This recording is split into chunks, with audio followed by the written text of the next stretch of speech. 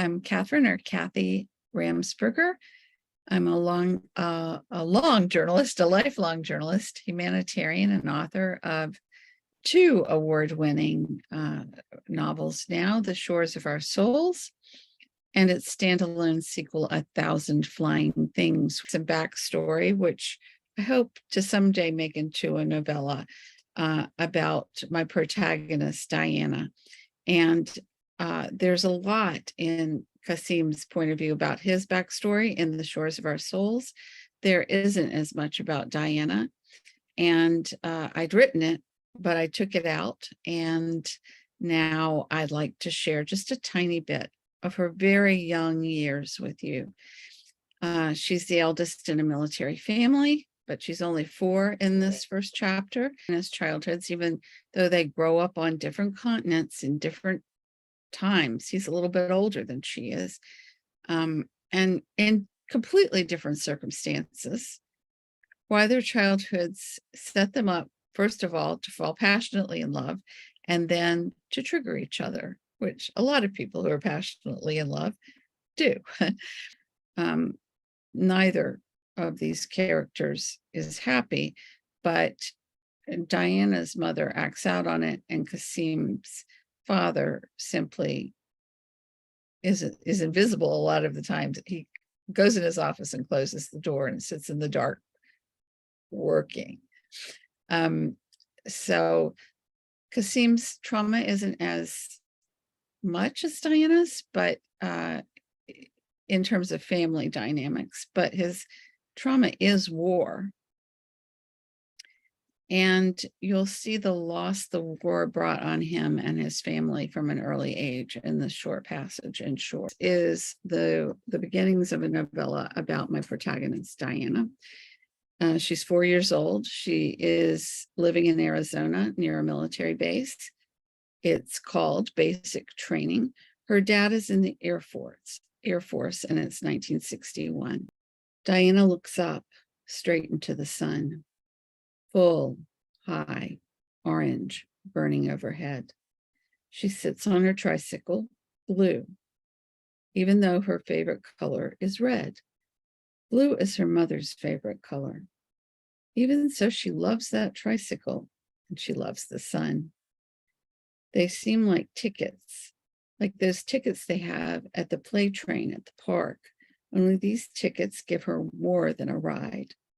They give her freedom. The wheels squeak as she drives up and down the short concrete driveway. She has to be careful about the dip at the end that causes her wheels to tip sometimes. She turned over last weekend when her father was supposed to be watching her, and that led to another fight. Maybe if she's extra careful and never falls again, her parents will stop fighting. Diana stopped. She came back and sat down on the opposite side of the porch, crisscross applesauce. Diana, no young lady sits like that. Louise shook a finger at her. You're wearing your church dress. It was a pretty dress, even though it was blue and a hand-me-down from her cousin. It had crewel and embroidery all the way from the bottom to the top, a sash and a petticoat. The problem was Diana couldn't please her mother anytime she sat, no matter how she sat or where she sat. She'd been yelling at Diana about sitting since this morning at church. Diana closes her eyes and sees herself in church again. Mama, who has a baby in her belly, is sitting beside her and on the pew. She's wedged between her parents. They couldn't get their normal pew because they were late, because Diana couldn't get her tights on straight. Her mother yelled at her, good for that. Diana wonders how a baby can still grow in her mother. There doesn't seem to be any room left. It is warm this morning, and the breeze filters in on the opposite side of the church. A bead of sweat runs down her mother's crown all the way to the nape of her long, long neck. Her makeup looks sticky. Diana begins to fidget. Mama grabs her wrist and digs her long nails into it.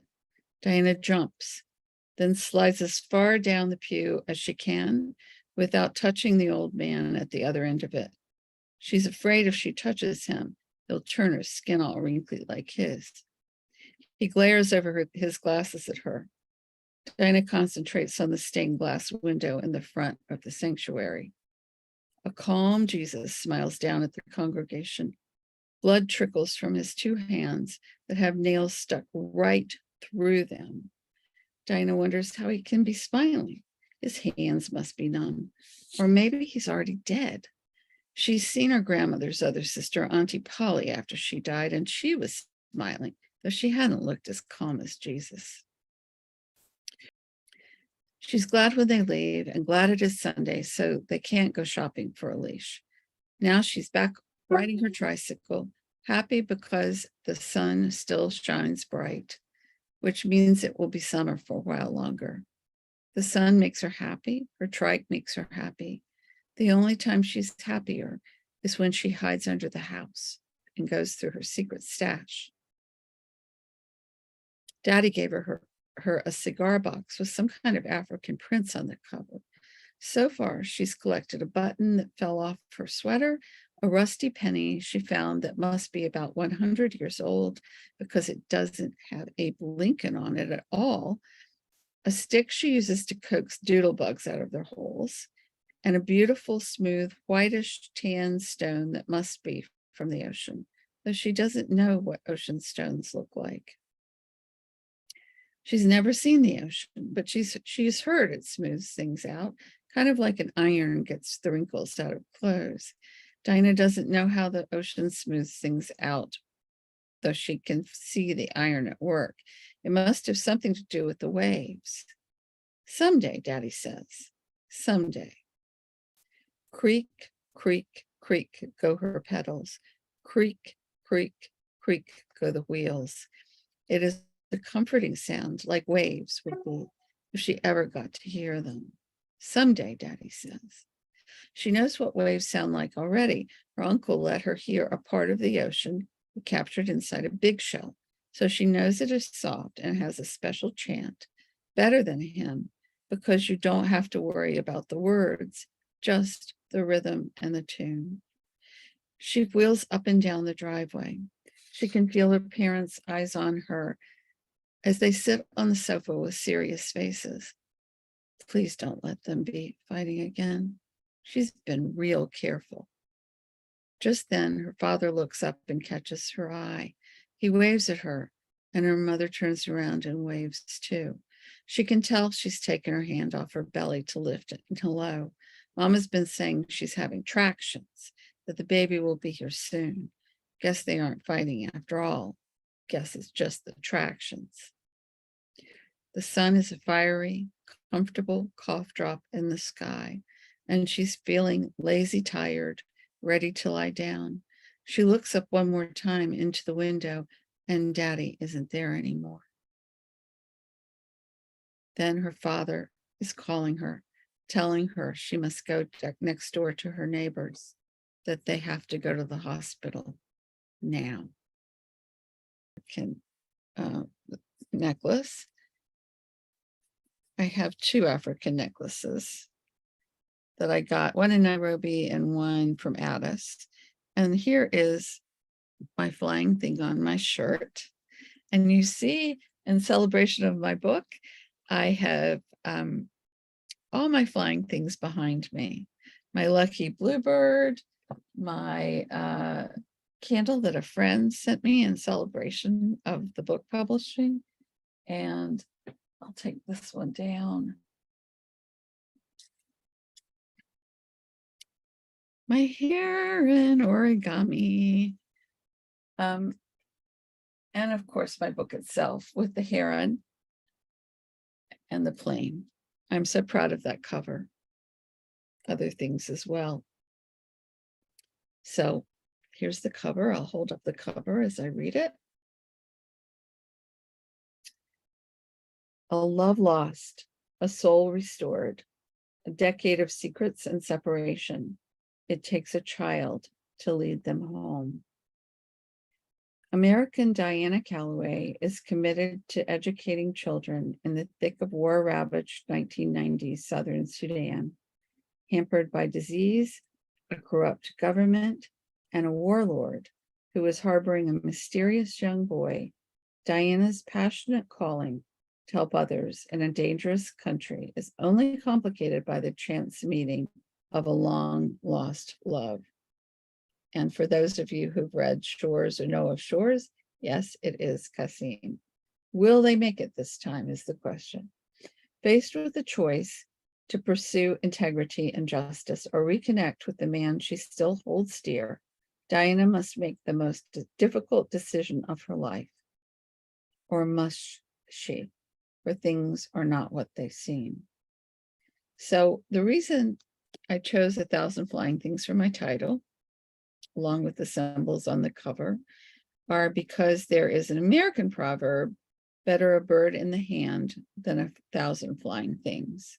And the Sudanese version of that is better a bird in the hand than 1,000 flying things. And to me, those flying things are choices we have in life, choices we must make. And we think we have to make all of the choices and all of the choices at once. And I've learned through the years and also from being a coach that even if we do choose all the choices, we don't have to do it all at once. Diana's teaching displaced children, orphans, abandoned children who she believes might be being trained as child soldiers. But she doesn't know that until she gets there. She's teaching them to read.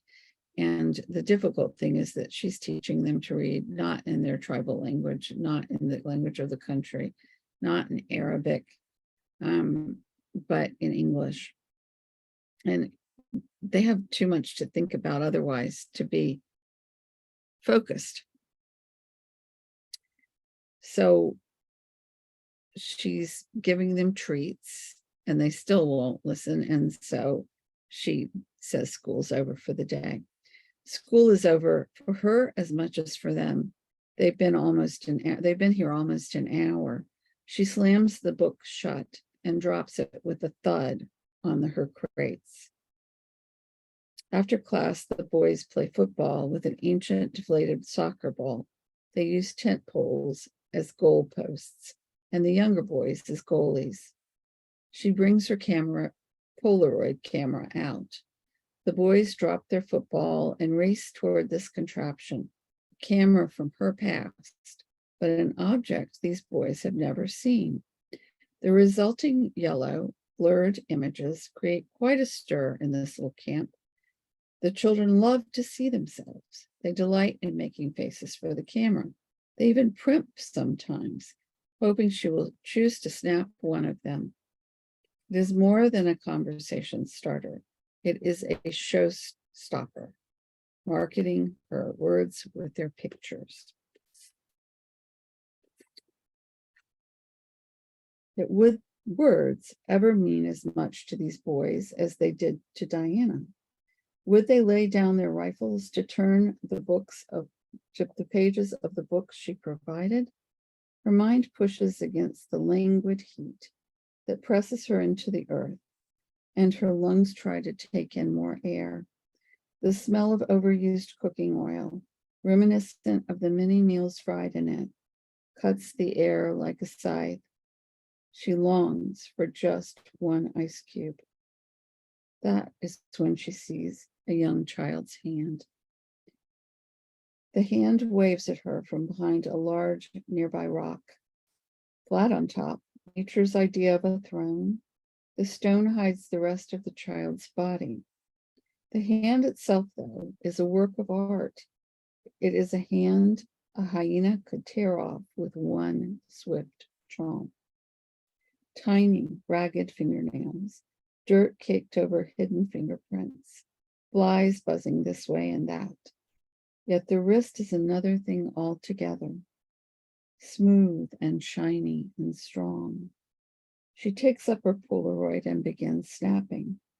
The shutter clicks and the photos whirl out until the film is gone.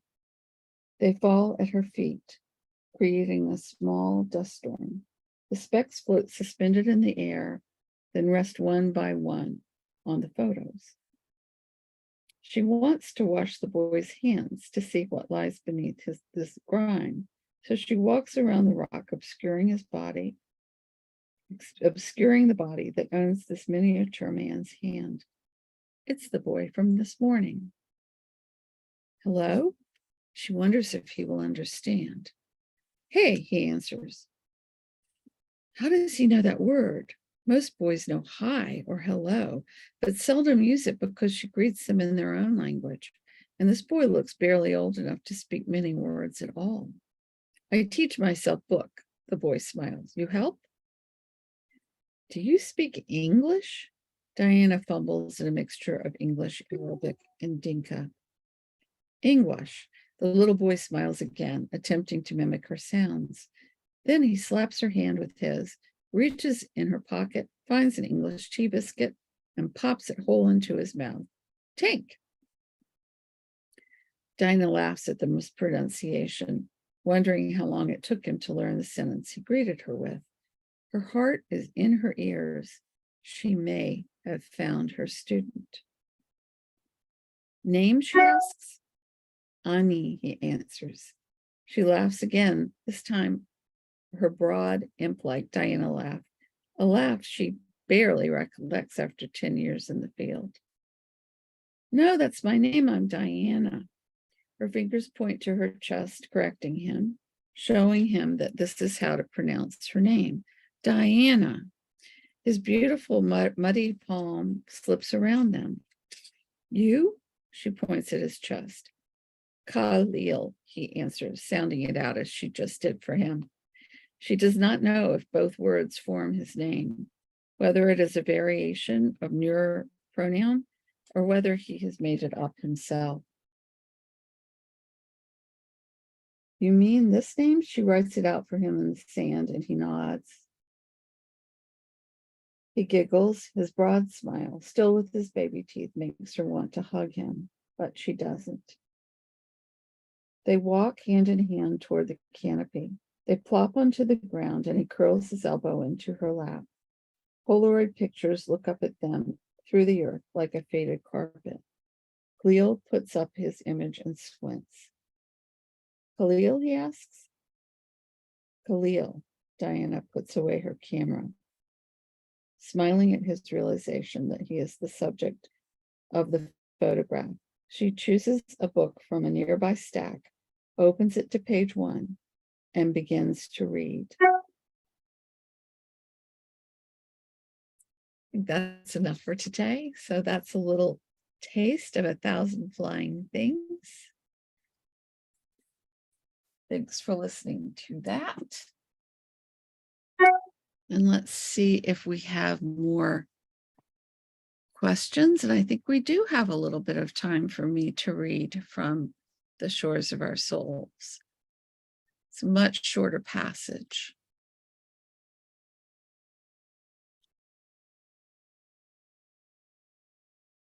Well, I definitely do, because I think you're all out and about enjoying this beautiful hot weather, or maybe you're reading a book.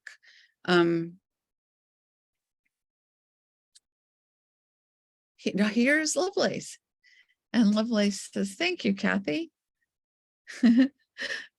You're welcome, Lovelace. I'm not certain what you're thanking me for, but I'm so glad to have you here. I'm wondering how your humanitarian work's going. Let me know. Okay, so this is from his backstory, and it is in his point of view. It's a flashback. It's 1940 something, and he's very young, and he's about to experience his first Ramadan, and war breaks out. This is all true, actually. It did start at this point. My mother tells me we are at war, in quotes. I am uncertain what that means. I wait to see bombers flying overhead, the ones I've seen on the Allies' newsreels. The only different thing I can see is that we turn off all our lights at night. Sometimes sometimes they go out all by themselves. Sometimes Hanifa goes around stuffing them. Hanifa is his nanny. My brothers and I hide to frighten each other, sending delicious, blood-curdling screams down the hallways. Hours pass, days pass, and still not one bomber overhead. I go out on my balcony first thing after waking and before prayers at dusk, and then again right before I climb into bed. Yet I hear nothing save the calls of the night birds. I see nothing save the twinkling lights of ships loading from the port. This is in Beirut. And Beirut is a port. The same stars send out their constant light. The same cobalt sky canopies our garden. Then one morning, a week after my mother has made the pronouncement of war, I amble into the kitchen to find her sobbing. Her head rests in her delicate palms. Her elbows rest on the long, marred table that Hanifa also uses as a cutting board. Her tears flow out of the corners of her big, dark eyes, hanging for a moment on her lashes, then drop to the mosaic tile below. I notice they create a crescent pattern. Well, almost a crescent. Each tear improperly formed, asymmetrical, not closed like a true crescent, as though someone has taken a bite from its tip, as I do from my crescent roll, strolling home from the boulangerie, hoping not to get a scolding, but savoring the fresh butter taste on my tongue.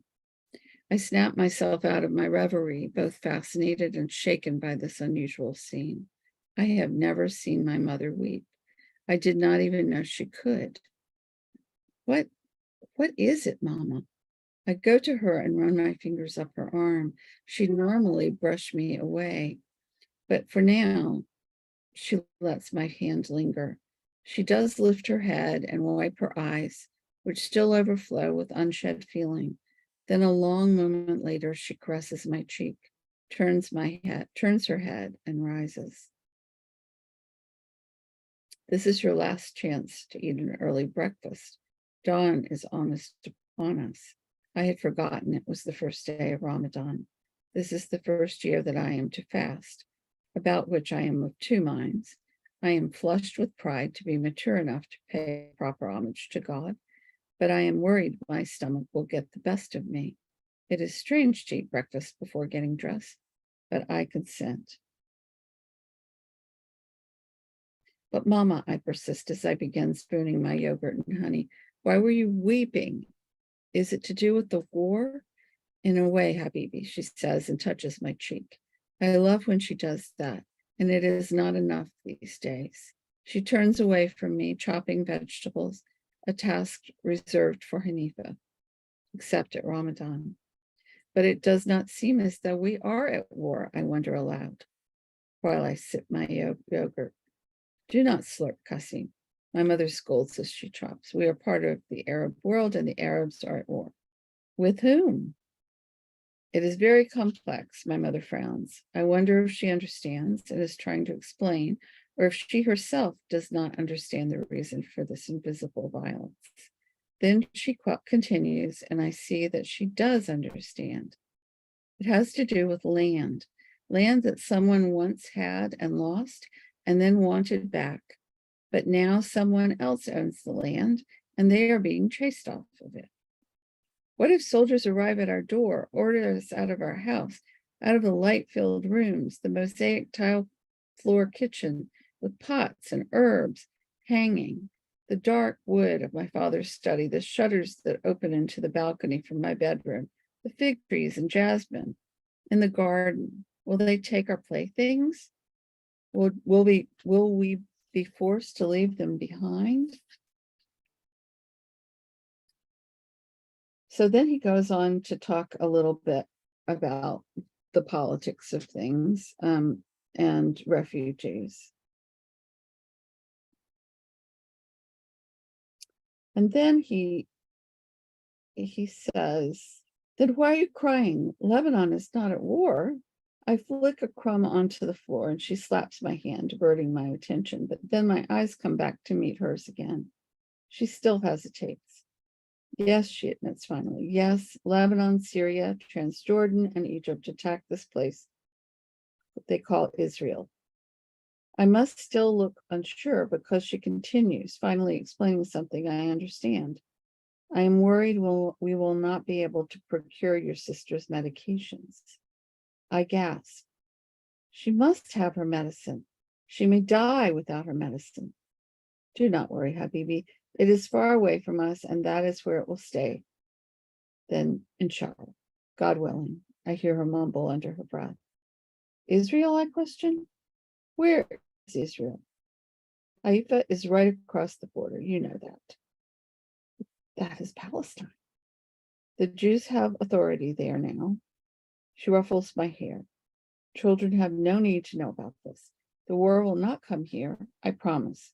I need to find a way to get Layla's medicines, though. She picks up the herbs she's been chopping and stores them. I can't imagine having to leave my home ever. If Islam means peace, why must we fight? Must we ever fight? So that is kind of how war affects all families in a region.